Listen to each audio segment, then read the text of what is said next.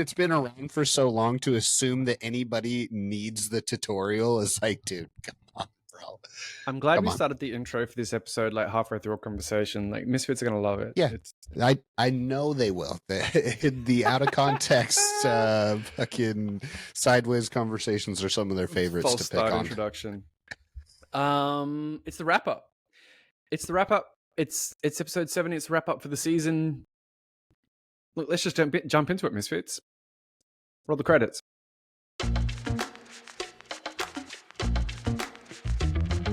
From Sydney, Australia, all the way to Portland, USA, two misfits hang out after class to riff on the B-sides of professional life. These are your professional misfits.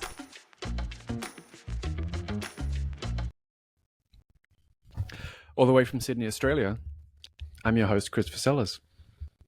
From Portland, Oregon, I'm Broedy Christopher. And we're your professional misfits, where we riff on the B-sides of professional life. Thanks for making it to the end, misfits. It's episode 70 of season 7. You made it. We all made it. We got here in one piece.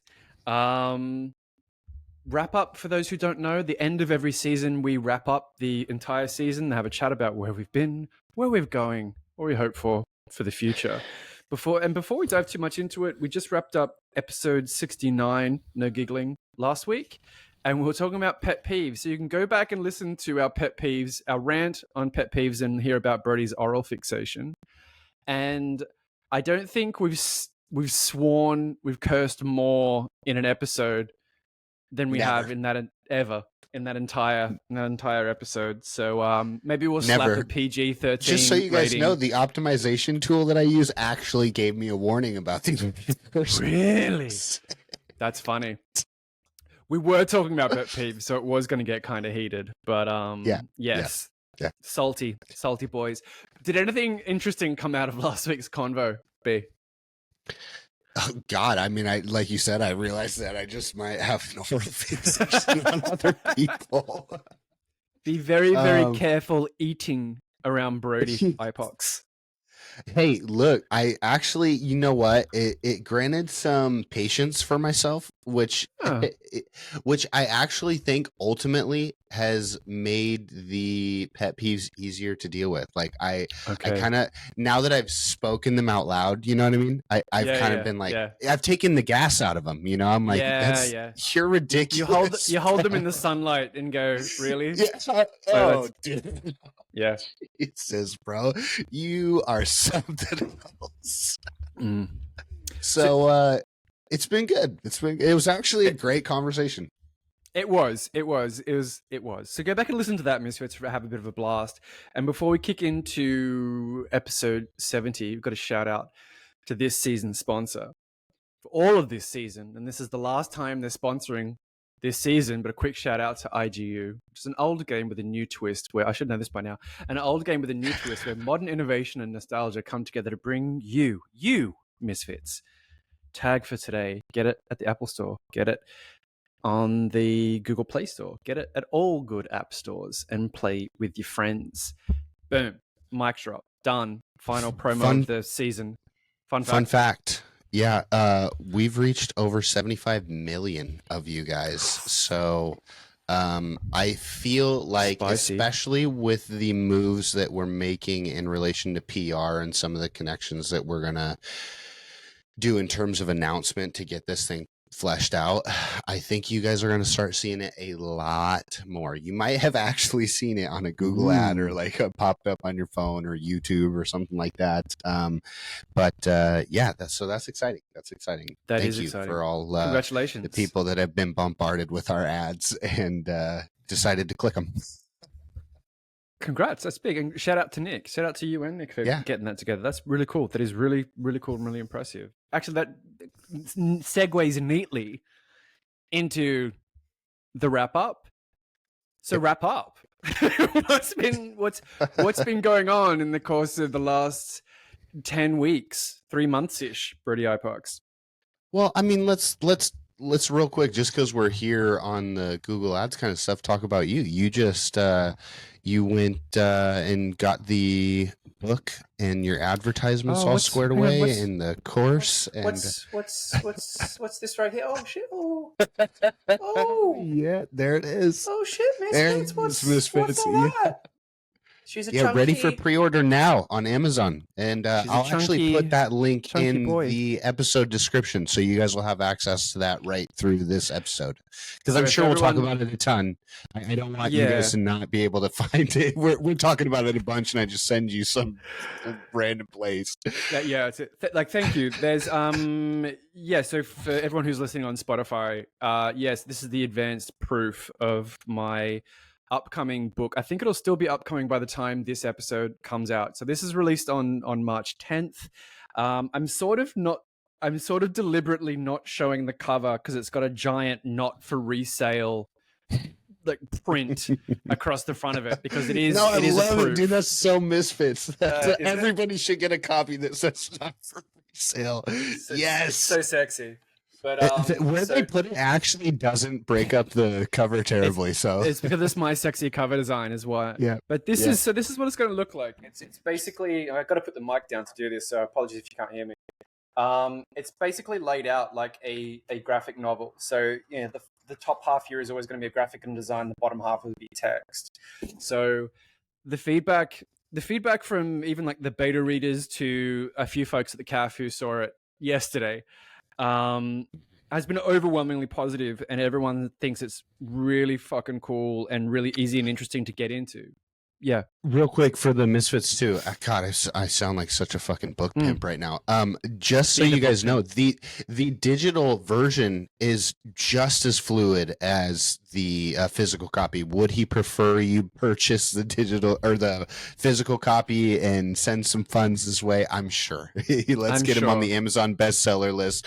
But that digital copy is a very good flow too. So some of the readers that prefer that kind of media, it's not going to be what you've seen produced in the past on LinkedIn digital books. God, those are such a ton of them are just trash, and it's not. And like you said, it's a graphic novel. It is. I mean, so basically, each page has an accompanied image, and I should probably talk about what it's about, because we're just like throwing a book around and going, "Isn't it pretty?" Yeah, let's do it. Let's do it. All right.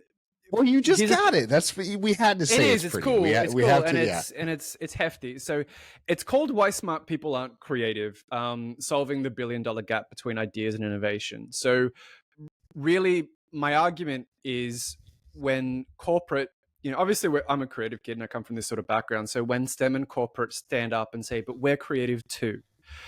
And you go, sure. And you've got all the money and you've got all the resources and the infrastructure and the connections and the marketing, and you're paying the smartest people to work for you. How come you're still so incredibly bad at it? Like how come you fail? 90% of startups fail. Your innovation is so reported. Resistant to it. I mean, Jesus. Well, there's a whole bunch of reasons, but if you look at the statistics of 90% of startups fail, and even over 90% of leaders think their own innovation within their organization, they're unsatisfied and it's unsatisfactory. And that's a report done by McKinsey, which is in the book. So you got to call out the elephant in the room. Like, whatever you're doing is not working. So why?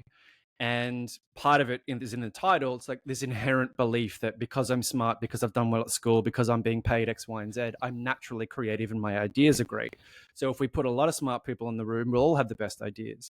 And it's fundamentally untrue. And so I make the case, particularly in this book, it's like you've got two problems, really.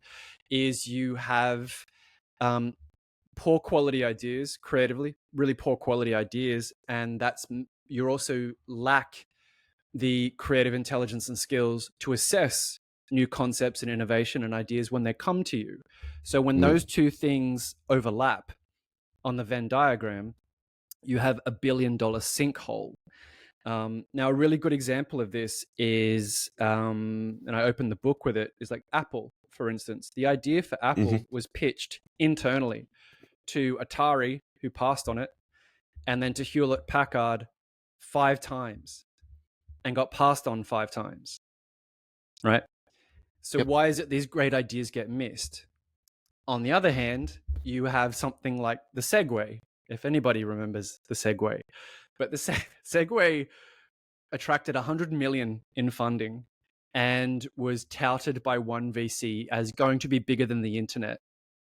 And in its entire lifetime, I think they sold like 30,000 units before it was bought by yeah, and it was shocking. Yeah, I was like, no in 18 way. years, in 18 years, sold 30,000 units and was eventually acquired by a robotics company. And so this isn't a moral of like hindsight is 2020. This is like what happens when ideas meet investment. Why was Apple passed on 5 or 6 times at 2 different companies by very smart people? And why was the Segway invested in ultimately to fail? And these are just 2 examples. I could, riff off probably about a half a dozen more, but hopefully I'm driving at the point of like, there's creative skills and intelligence, which is lacking in both designing the innovation that you want and need, and then the creative skills and intelligence that are lacking in terms of assessing new ideas, projects, strategy, and innovation that you're going to invest in or build. And then I show you how to do that. So the first half of the book is, here's all the problems that you have. Here's why you can't blame school. Here's classically why design thinking and brainstorming don't work. Here's a whole bunch of things that you're currently doing that don't serve you. And then here's some exercises. Here's some ways you can view things. Here's some frameworks that will actually functionally work. And if you like that sort of thing, right at the very end, I give you an assessment. I give you an assessment where I give you a puzzle, and then I'm like, design me an optimal version of this puzzle. And as you go through this exercise, I can then predict, well, in the book, I'll predict what your outcomes will be. You'll be basic, you'll be advanced, and then 1% of you will be optimal, and give these sort of examples to prove the exercise is fun and all, but the principles behind it prove that your experience and your intelligence in any sort of field, using any sort of information or any sort of industry, has no relevance or impact on your ability to creatively innovate, solve, or reimagine information and resources for original outcomes. Technical skills and creative skills are 2 completely different things. So that's my jam. That's what I wrote the book on. That's why I made it a picture book. Because tell me we don't all learn through pictures and metaphors and symbols. Don't tell me that's not as powerful a tool for information as the written word.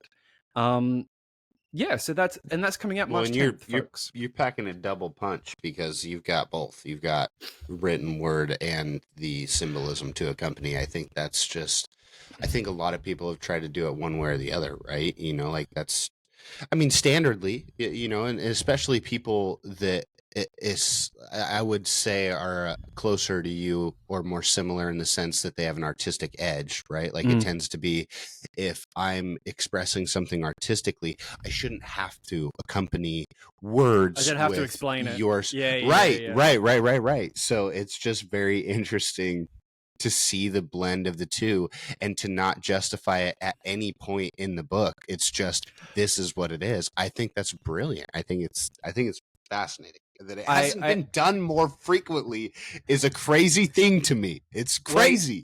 I don't think it's been done at all. I don't think it has either. I really don't. Not in this context of like actual literature. A thought leadership picture book. Right. Right. Yes. But I appreciate. Don't you say it like that. God, no, but it is. It is. It's a thought leadership picture book. But I appreciate you saying that, because when I finished it finished the complete first draft proper, like October, September of last year, and I remember when I reached out to about 10 different people all around the world, all in different industries, all fairly high up, and people I respect, said, "Would you be interested in reading this?" And thankfully, all of them said yes. And the minute I sent it off is when I panicked, because I'm like, can you imagine if one of them was like, "Absolutely the fuck not, Chris. Do not send me this shit." They might have felt that way after they got it, because I've literally sent to industry leaders a picture book and gone, here, like, weird, and then I want to be taken seriously. And so I sort of, sat with that insecurity for a day or 2, and then the feedback started rolling back. And similar to you, like, it was never questioned. No one ever said like, why is this? Why isn't this 50,000 words? Why isn't like, where's the essay? No one said that. They actually said the opposite. It's like so easy to engage with, so easy to understand. Oh, 70% of your book isn't fucking research citations. Right. Thank fucking God, dude. I mean, right. Jesus fuck. And besides, the whole goal was to make it as simple and as accessible. So even though we might be talking about like billions and sometimes trillions of dollars spent and wasted, to break it down, to keep it as simple and accessible to anyone was sort of the key. And I seem to, from the feedback that I've received, seem to have hit that goal. So I'm really pleased with that. And I'm going to be that guy. So Paul Watkins, who we've had on the pod, I think episode 1 or 2, Arctic adventurer, keynote speaker, does a billion fucking things. Also wrote. We need to get him back on just for fun. We do just for his beard, because he does have the best beard on LinkedIn.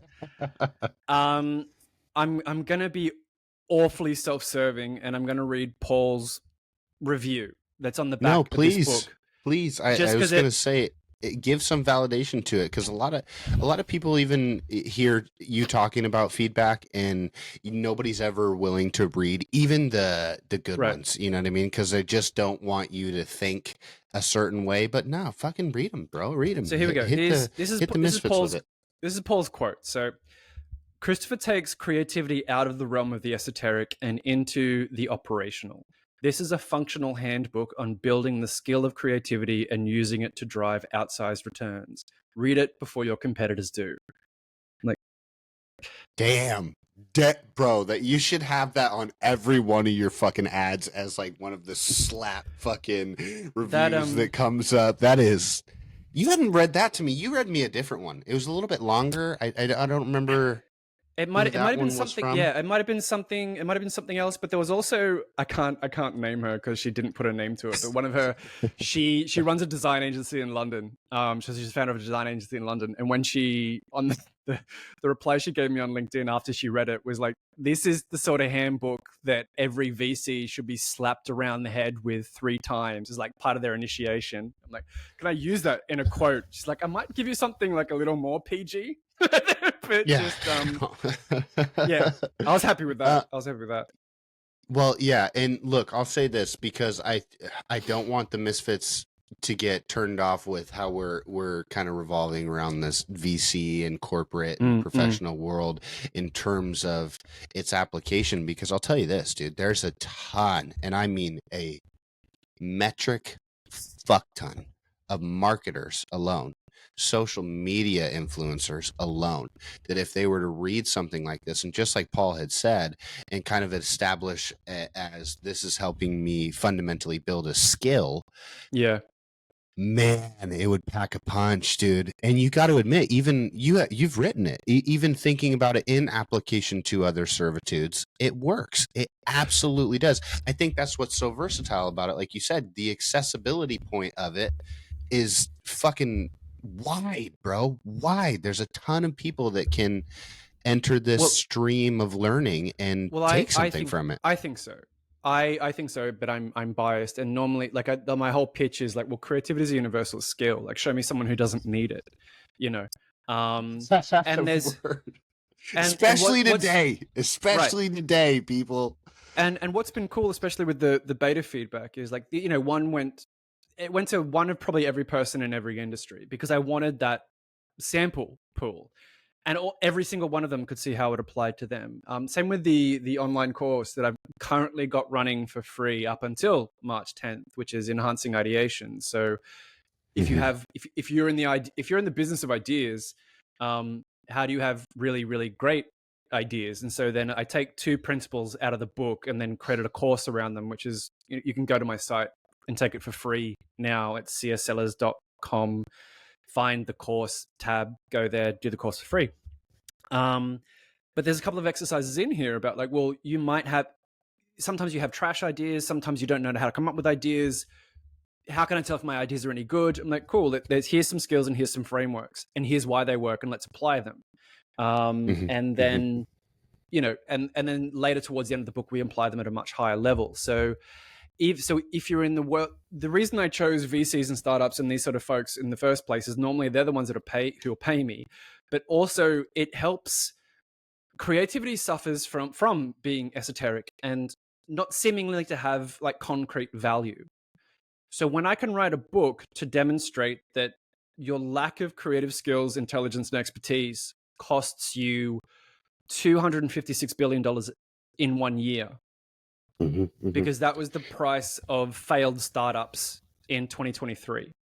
I wanted to talk about that for a second. So just a quick question, because we're talking about the book, so we're on a subject, right? It works.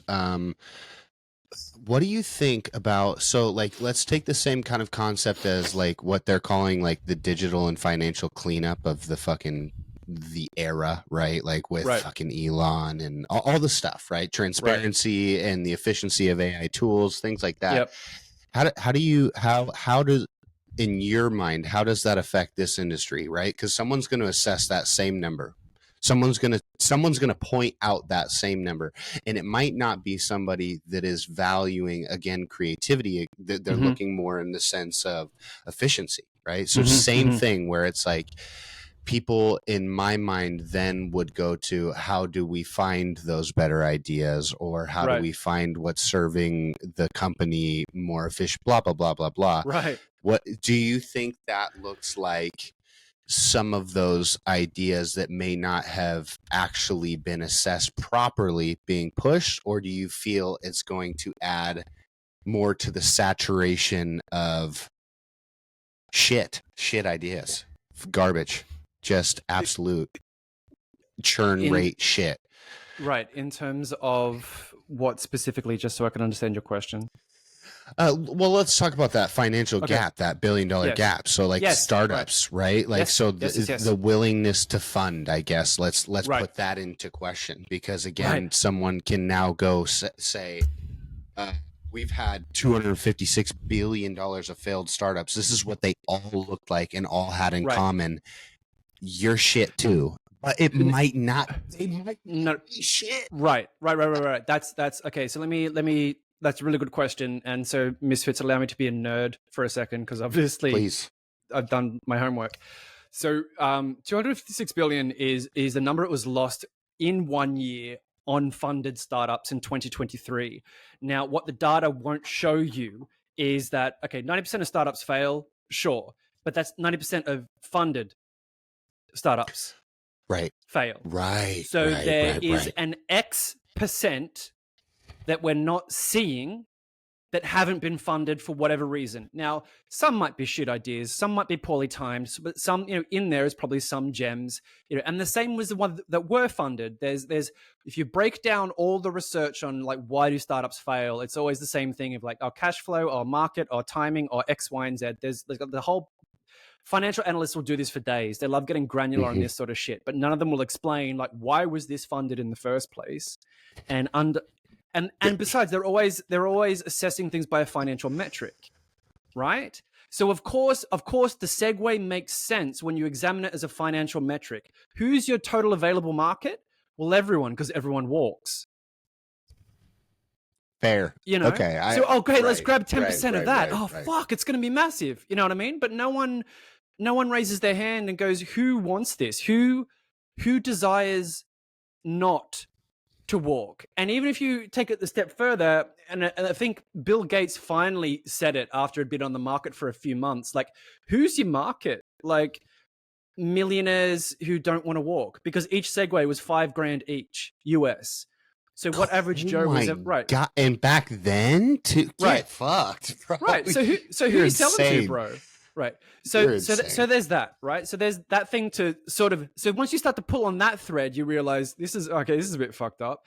So you've got a problem with ideas and then the validation of ideas. That's the core thing that I'm driving into. Now, even when, let's say, you fund startups, you've got to take into account that some will be bad luck. Some, there's a solid percentage of money laundering in there. Oh yeah, totally. Solid percentage. Totally. You know what I mean? Yeah. Definitely a bigger number than people want to admit, for sure. Right.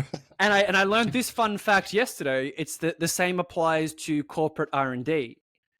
And she schooled me on this. She's like, do you know, like, because I showed her the book and she went through it. She's great. Who's your target market? And I'm like, VCs, investors, R&D, basically anyone putting, 100 million or so into innovation. She's like, do you know why the burn rate is so high in R&D for corporate? I'm like, no, actually. She's like, because it's money laundering.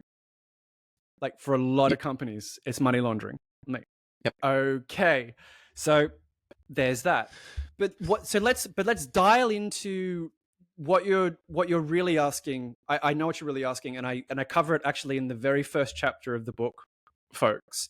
When I'm talking about cognitive bias, and I pick 5 of the most common cognitive bias that VCs or investors or even you and I use to assess like what's a good idea, like will this work or won't it? You know what I mean? Because bear in mind, you're seeing something for the very first time.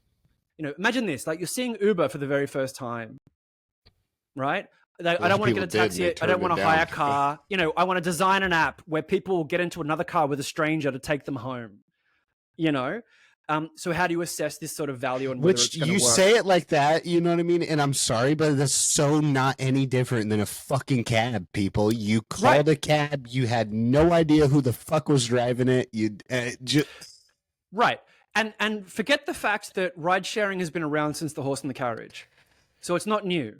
Anyway, but this is the point. Like you get this new concept that's put in front of you and you need to try and assess it somehow. So that's that. So the what you're describing. Okay. I get what you're saying. You have nothing to push it against, right? Like there's no comparative markers. Again, they have a business analysis and they have a financial analysis, and those are the only 2 things. And so there's a whole heap of context and application which they leave out, which I explain also in the book.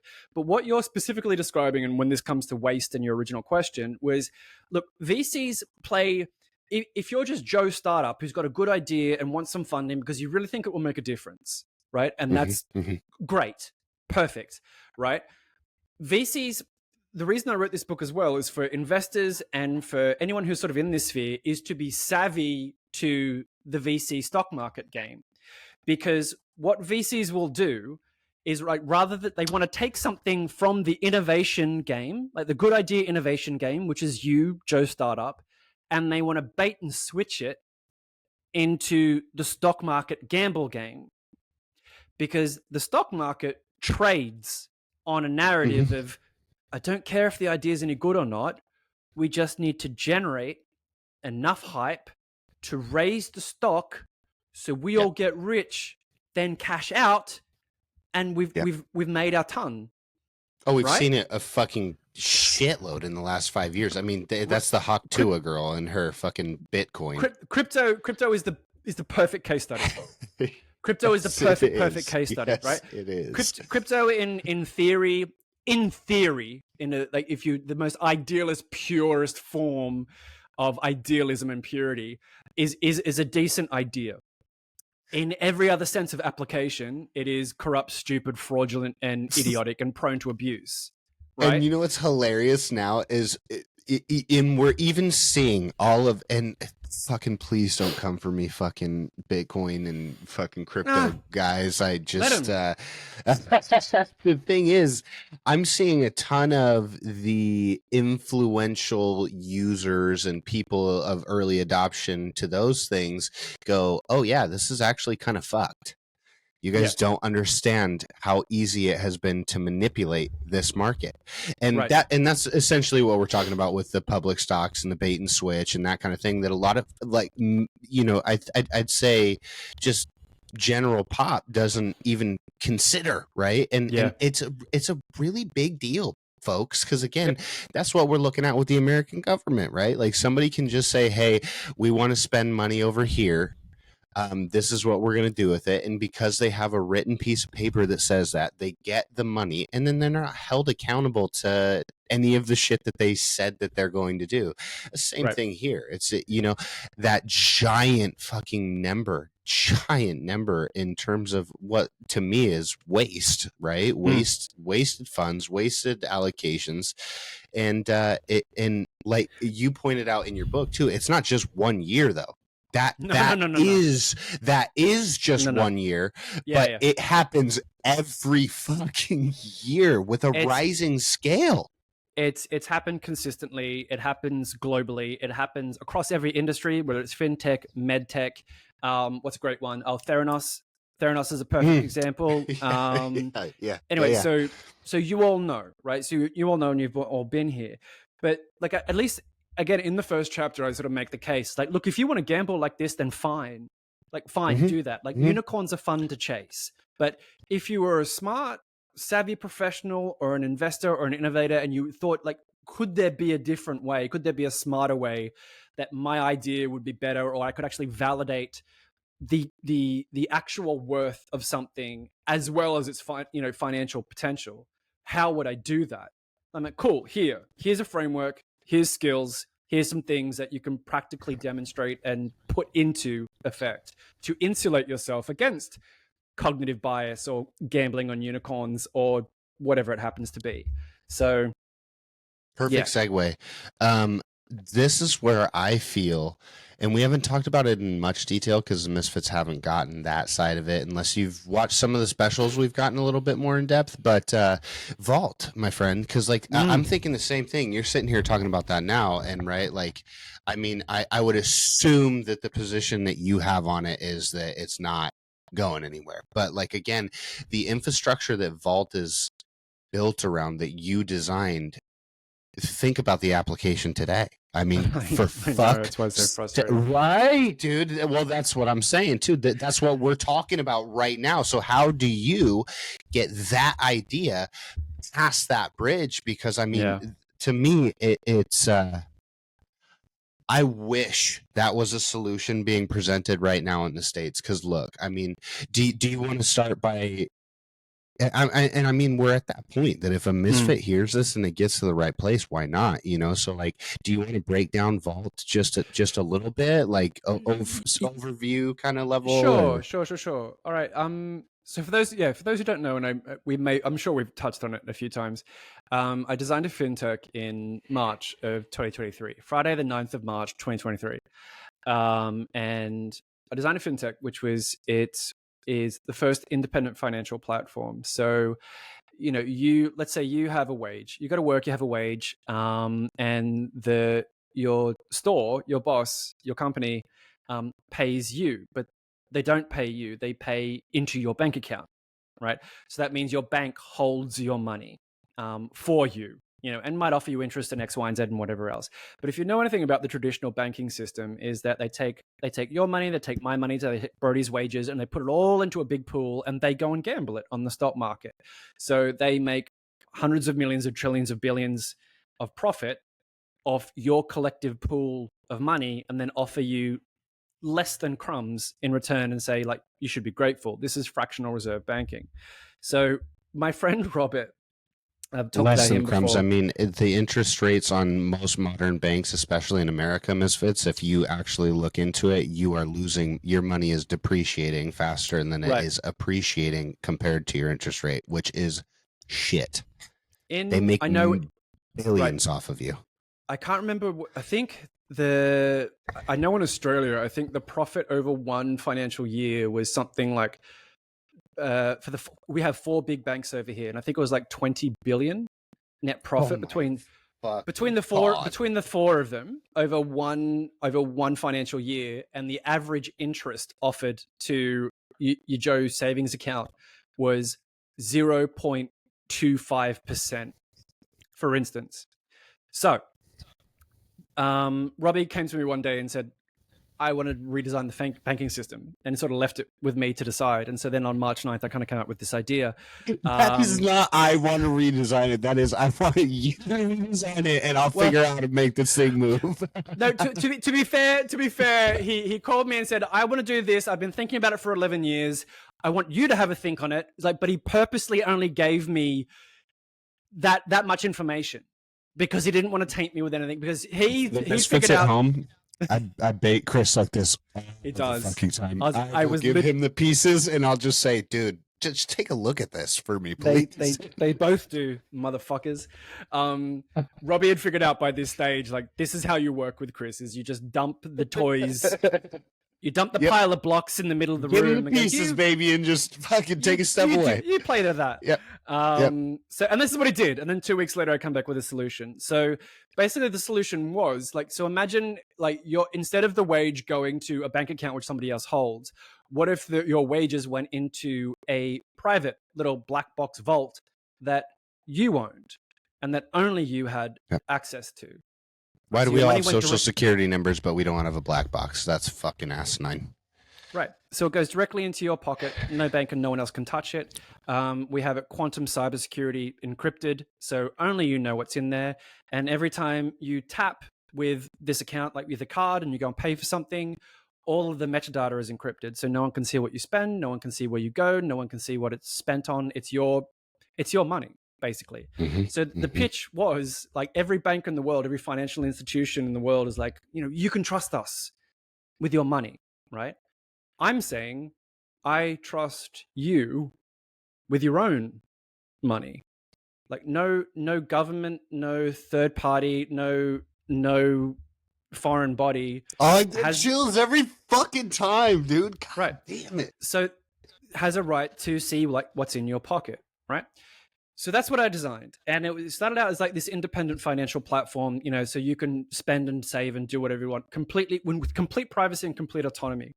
And then out of that, I ended up designing like the ecosystem that sort of goes around it in terms of transactions and gateways and then holdings and all these sorts of things. So that's what I designed and Robert came on as co-founder. And so he provided all the business expertise and everything else. And if you heard any of the previous episodes, we initially like had investment opportunities in Sweden for about 10 million. And then that fell through because of the war in the Ukraine. This concept got picked up by the... Valid. Yeah, the concept got picked up by the United Nations because they have 17 sustainability development goals. And so there was a venture capital firm that had been in touch with Robbie, said, what are you working on? And Robbie's like, I've actually been working on this. And they're like, it's amazing. Can you make it fit within the sustainable development goals? And so I took it away and basically designed a beta version of like, here, we would offer most of the same services for free for the coffee farmers in Cuba. You know what I mean? So now you don't have to go through banks to be extorted for whatever. You can now have all of your money, own all of your money, pay the guy direct. The business is independent to you, so you get autonomy and privacy, and you're not held by loans and ransoms and all this sort of shit in association with the UN. So it's a really, really, really good fit. And so it'd been on the table. It'd been on the table for the UN for 100 million, 10 million a year over 10 years. And then the last I heard, funnily enough, this brings us full circle. The last I heard was sometime in mid last year where they're like, yeah, it's still on the table. Something has to be redrafted around like whatever. And fun fact, and I'll probably only mention this to you, and then if I'm ever booked to speak anywhere, the reason I wrote the book was because I was so pissed off with getting jerked around by VCs and the UN and all this sort of bullshit that I basically wrote this book going, you wouldn't know a good idea if you came across it. Here's how you can tell. And here's how you can design it for yourself.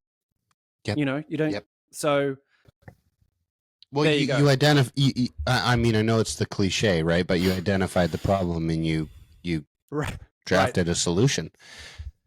And just on the back, it wasn't just the UN. So like while the UN's dragging its feet and doing whatever the fuck it's doing, independently, I reached out to 50 VCs in Australia, in Sweden, in Germany, in the UK, in Singapore, in Europe and around. Right, not the US yet. Right. No, I did. About 20 in the US. And have a guess how many got back to me. I don't feel like we actually talked about this. 1. So you know what's actually funny? Your success rate is actually exactly on par with statistics. So 1 in 50 for VCs, and they generally suggest that you hit 500. Right. But I guess, and again, I could approach every single one of them and go, hi, design this FinTech. Here's the website. We have a pitch deck. We even have a business plan, either 3 years or 10 years. You take your pick. It's currently on the table with the UN. for these I know, reasons. but I've told you this sometimes, like when you make it too easy for people in that position, like I know that sounds ridiculous, but when they can't ask any questions, when they can't go, hey, do you have a pitch deck? Hey, do you have this? They fucking put it to the side. And it's like, what the fuck do you mean, bro? You would ask someone that you're interested in the idea for every single one of these pieces of information, but I present them to you efficiently and effectively, and you don't even fucking take a look. I don't know. I thought that's what being professional was. That's my whole point. That's my whole point. What was sort of funny was the one VC we heard back from was in Sweden, and he replied saying, "Hey Chris, thanks for your blah blah blah blah. You're in Australia, right? Because part of our remit is like we could only go with like Swedish folks. Like, and I get it. I said it's interesting you say that because my co-founder is Swedish, and I want to move to Europe, and so we are set to commit to go to Sweden." And he replied at least and went, "Yeah, but you're not in Sweden." I'm like, "Oh, get fucked." I mean, again, I know, and it's so funny too because like that justification is so crazy to me because it's like, okay, so let's say you gave me $1 million in funding, right? You think I'm not going to take part of that and make it to fucking Sweden? Like, right? Stop, bro. Or even I'll get there myself and sign. Yeah, like right, anyway, right, 100%, right. Appreciate the response, bro, but. Yeah. No, that's no, that was cool. I'm glad we talked about it. I'm glad we brought it up. Misfits, you know what? I don't have a whole lot going on. I'm not as juicy and kind of I think more in the vein of the Misfits. You know, we have a lot of you guys that are in the comments, and you know, I'd say our 10 to 20 diehard Misfits. I can tell a ton of you are from LinkedIn. You know what I mean? Like I can tell, which is crazy because a ton of our promotion comes from Instagram and TikTok. So I'm just like, what the fuck? But anyways, working on IGU. That's going through its own sort of stuff, developmentally and financially. Well, yeah, you're literally going through the whole VC thing with them as well. Yeah, and sending out the same messages and saying, "Hey, here's this idea." And I'd say to anyone getting in that arena, you know, just like you were talking about, that first 50 is the most fucking brutal, right? Like because the hope meter is so high. Right? Like, fuck, dude. It's a good term, right? And it is. You're fresh, you're green. You're like, yeah. And what happens, and it's almost like a thermometer, but I like this analogy in the sense that, right, like you don't see it rising and you go, fuck, dude. True. And you break the fucking thermometer. You just break it, right? Well, the fucking mercury's going to spill out eventually, my friend. And look, I'll say this. Once it's broken and you have released the idea that you're looking for that inclement climb, you're in a much better position. When it starts to roll off of you and you can hit 50 a day, that's when you start at the end of that week, right? Like you'll be like, fuck, dude, I just sent 200 messages. That blows. You haven't got a single fucking response. Well, I'll tell you this, Misfit, 9 times out of 10, when I go to send the next 50 on Monday, I have 5 messages. That's not me being like, oh, I'm great, I'm fantastic. I'm telling you, I'm hitting the par average. I'm not telling you I'm a high achiever. I'm telling you I'm hitting the par average. But it genuinely is a truth and a statistic for that reason, right? Like you play the numbers game, and eventually the numbers will give back. You know, and that's the frustrating thing. Fuck, do I want to dump this much time? Do I want to send this many messages? Yeah. No, I really don't. But like again, and same thing for you, where it's like my justification would be like if the opportunity had presented at a scale of 1 to $100 million, and that's the opportunity that I would see behind putting out 500 messages, I'll send out fucking 1,000. Yeah, look, that's what got me through the first 50. and I think I was writing the book at the same time. And so then when I wrapped up the book, and I'm like, cool. I wrapped up the book in October, and I was going to launch in November, ridiculously. And then I paused and went, no, let's wait until next year. Thank God. I know. I was thinking the same thing this morning, actually. Like, you know what? I'm really proud that you waited and was strategic and all of these reasons. And it's definitely served me. Yeah. And so that's been it was like holidays. And then I think I woke up January 2nd and went, cool, I've got 12 weeks before like a book launches. Fuck. And it was like, so then like bake in all the plans and bake in all the strategy, and then bring in Dana from the University of Florida. Shout out to Dana. To help me kind of get this thing whipped in the shape. And it is like I'm 3 weeks out from launch. The book is 99% done. The ebook is available. The online course is available. People are saying good things. Yeah. I can't. Good. Oh shit. And the exhibition. Yes. I mean, let's talk about that. That's a perfect segue. That's into that. No, sorry. Look, let's do it, because that's what's in. 45 minutes what's in, next. And I don't want to make this the Chris show. Like, no. Fuck. No, shut up. Here, then I'll spend 5 minutes talking about what's next for me. Perfect. So, good, please. Misfits. This is my plan. I have a pretty decent social media, and I've made money off social media. I mean, not just on social media. I make my money from knowing social media. I consult. I do all those things. That's what I do.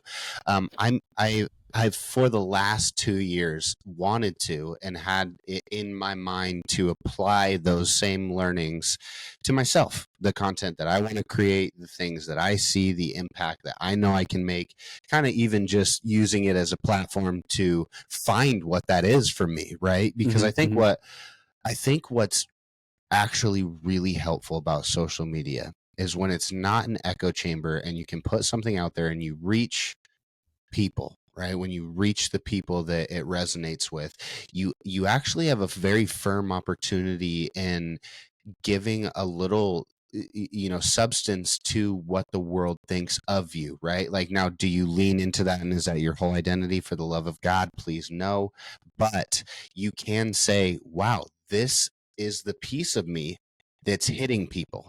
Yeah. And again, you can repurpose that in all sorts of ways. So if you have that, fuck, you've got 90% of the problem solved. That's what I'd like to do for myself. That's what I have the intention to do. I'm going to steal a page out of Chris's book. I've wanted to for a long time use the Instagram and kind of like TikTok profile feed to present you guys something a little bit cleaner, more aesthetic. Like, it was done quite a bit when social media first gained popularity. People were using grids and things like that. I don't necessarily want to use a grid. It's just kind of a checkered pattern of monochromatic stuff as my cover photos. Just so when you come and land on the page, everything is black and white. I don't want there to be, I'm a marketing guy, and I don't want there to be the gimmicks. I don't want the gimmicks. I don't want the ridiculous thumbnails. I don't want the poppy colors and the captions to try to get you in. I want to create what I want to create. I know that you can do that, and you can justify getting attention, and I've done it, like I really have. So now that's my big next plan. Take IGU to the moon. Make sure that Professional Misfits is taken care of. We've got some funding to secure ourselves, but that's already actually kind of like given to us. We kind of just, long story short, and I don't want to put anybody on blast, things happened. And we'll get there. But then take care of the Misfits and really give all of these things the strength that they have through what I can do on social media, right? Like, I'm sick of really seeing over 100 million views on paid projects and consulting things that I'm doing for other people. And motherfucker, I'm the one doing it. The fuck am I not doing it for myself? I keep having that realization, and I think this has really been an eye-opener for me in the last few weeks, just in the sense that Chris and I are always open with each other, so we've had a couple really great conversations over the last couple months. Me and Nick are pretty open with each other, so that's been really motivating as well, to just be honest with the people around me and say, this is what I actually want to do. This is what I want to do, not just what I feel I need to do for these things. This is what I want to do. And then kind of have the reception of, well, go get it done. You know, just the only thing being in anybody's mind, the obstacle being myself, you know, and that's been really hard. I'll be honest with you, because again, you said it earlier in this episode, like I push things, I move, I do things, I have a lot on my plate. There's a lot of successes that I have that I could really stack up and be like, wow, I'm super great. I don't tend to do that because I'm not doing things for myself. And I think that's the switch, you know what I mean? Where it's like, even with Professional Misfits, where it's like, this is for me, you know what I mean? Like we started this thing. What the fuck what do I get so caught up in the burnout of not being able to do the things I want to do when I'm in a much better position to do them than 90% of the people out there? So fucking just get it done. Yeah, that's me, Misfits. Me in a nutshell. This isn't the Chris show, but you have a lot more relevancy here. So yeah, no, take it away. Take it away. No, you do. We're wrapping up and we're talking about the future. That's your projects on hand. I can talk about numbers and stats, marketing shit all day long. Misfits don't necessarily. That's not the B sides of it. You know what I mean? No, so it's everyone loves stats. It's sexy. Yeah, I was okay. So after the new year, sort of mid-Jan, there's a contact on LinkedIn, Sanal. She runs the Table and Gallery art gallery up in New Haven, Connecticut. Reached out to me on LinkedIn and said, "Look, she said, I just realized, like, I love your photography, and I'm looking for more artists. Like, would you be interested in an exhibition?" I went, okay, like, sure, yeah, let's talk about it. So we jumped on the WhatsApp and had a call the next day. And then like Sanal laid it out. Like, she's got a private art gallery up in New Haven. It's literally across the road from Yale, which I didn't know. And a whole bunch of connections to Yale and philanthropic organizations and all this sort of thing. And talking about the scale of like what she sort of operates the gallery at, which was very, very impressive. And I'm hearing all of this for the first time. And so then we got talking a little bit about the work, and I said, well, okay, what do you need from me? And she's like, give me 12 images for a catalog, and you'll probably need a website. And I'm like, great, because I don't want to do Instagram. It's like, fine, I'll design the website. This is while I'm doing. Good Lord. This is while I'm doing book work pre-production as well, folks. So I'm trying to juggle marketing and production and publishing, for fuck's sake, Kindle. Which PS Misfits, a little behind the scenes, he wanted to rip his fucking hat to shreds during that. I mean, I'm sure he still fucking does a little bit. We're almost at the finish line. Almost at the finish line, right? So I'm trying to be grateful. And then this amazing opportunity like gets kind of dropped on my lap. And then we both sort of had this. Oh, that was the other thing as well. So now I was like, well, tell me about this second book. And so I gave her the overview, which is like, you know, Yale's right across the road. I'm like, no, I didn't know that. She's like, right, you know, I beta read for like a lot of the folks around here and like industry professionals and whatever. Like, send me your book. So I sent the book to Sanal, and then we had this bigger chat around like, the exhibition is great, but also getting me and the book and the whole sort of concept package like to you in front of Yale folk. That'd be the dream gig for the both of us. So that's what we've started working on. So in the midst of all this, that's not cool. You can't. I normally get. What did I not let you know? What did I? The ending there. You. Oh yeah, fucker. Yeah. That would be fantastic. And even in look, I'll say this right. Like, just from what I know of marketing, just in a capacity sense of being near a populous location or a popular location, there's a ton of versatility there. Like you said, just being able to set something up to maybe even potentially speak, just because, again, the demographic that exists there. Yeah. God, the potential's awesome. What a clever idea. Yeah. And that's what we both see. And that's really, really cool. So where things are at now is I've sent her a catalog of images. I've designed like a beta site that's got all my images, 80%. Over the last 10 years, funnily enough, I've been taking street photography, I mean, probably longer, more like 12, 13, 14, but digital stuff over the last 10. And that's all cataloged, which is really interesting for me to see, because normally it's just sitting on folders on a desktop, you know what I mean? And she's seen that, and I've also followed it by a photographer friend of mine, Marie, and they've both sort of given it a thumbs up. So I'm there, and I had a quick chat with Sanal about 2 days ago, and she